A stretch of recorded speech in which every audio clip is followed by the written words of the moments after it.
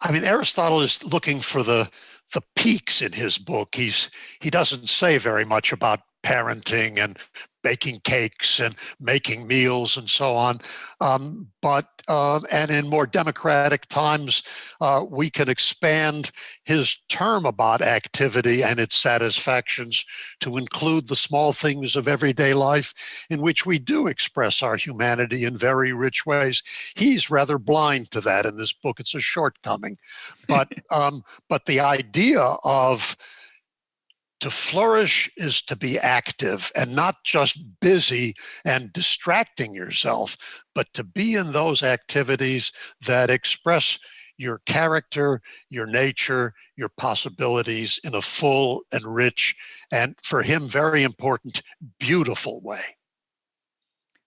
One phrase in English that some captures a bit of that, but I think it's not really, it's a bit paradoxical, is the phrase to be in the zone. To bring your artistry, say as a basketball player or a dancer, a performer in a musical. Those are the obvious ways that we can feel that someone has literally lost an awareness of. They have a lack of consciousness in a beautiful way about what they're achieving. They've fully channeled their gifts or their essence. Yeah. And when somebody performs on stage, and exposes their vulnerability as a human being, even though it's ironic, they're using the lines of an author, but they've thrown their essence into that character and revealed it to us, the audience. There's something extremely beautiful about that, and at the same time, one would think that unconsciously doing that is not the full measure of bringing yourself. That at the same time, we might fail to bring our full self to a conversation because we're distracted, and we need to be not in the zone, not oblivious, but rather focused on the sense of bringing ourselves. And I think that's a real challenging conversation in an art.